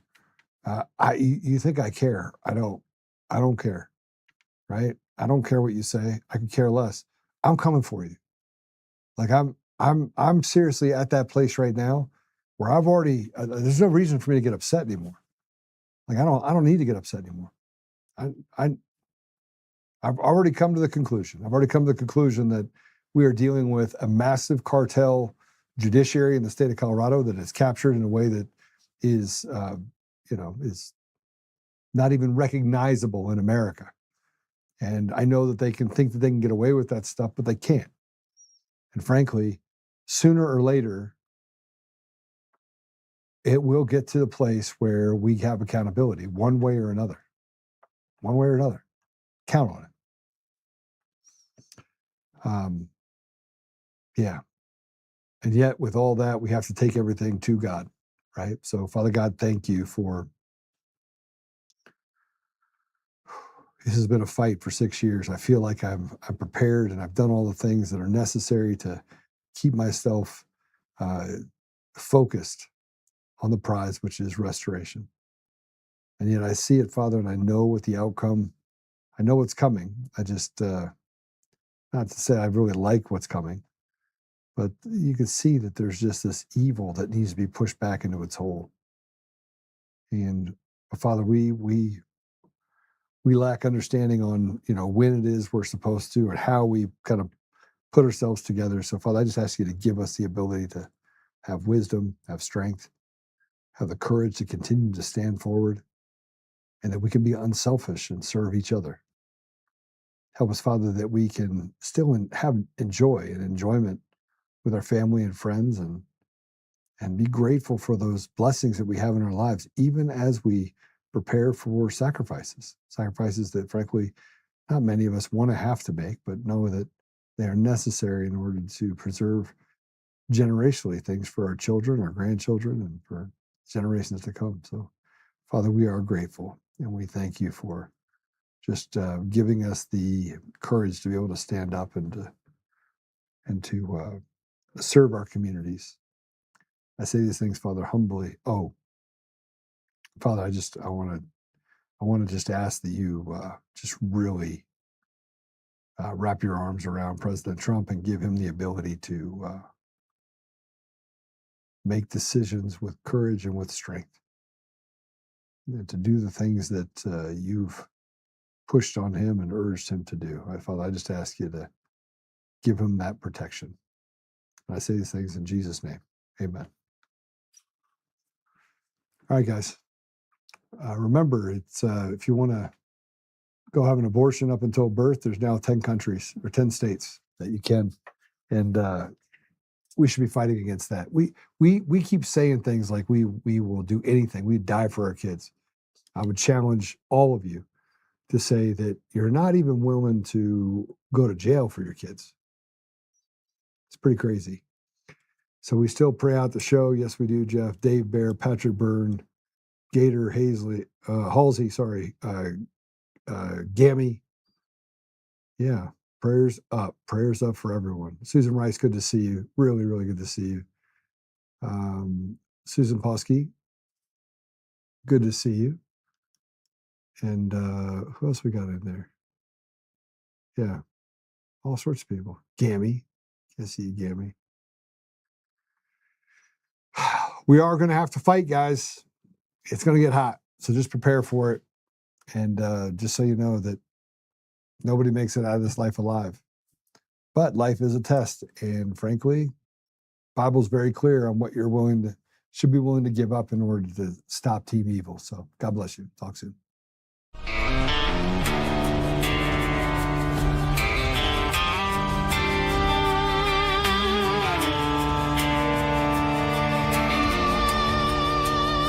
Rise up untamed in the heart of the fire where the wild ones roam. Oltmann's calling, bringing truth back home. From conservative daily to this untamed fire, we shatter the silence, lifting spirits higher. No chains can hold us, no lies can prevail. Authentic and fearless on this rugged trail.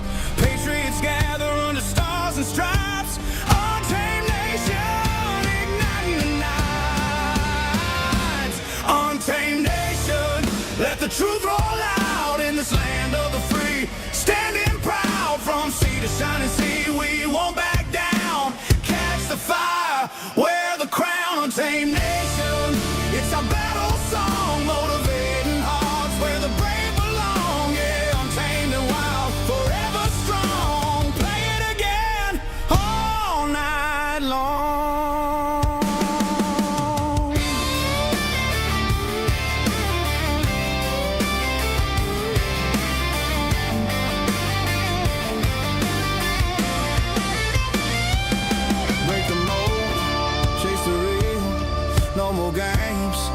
trying to heal.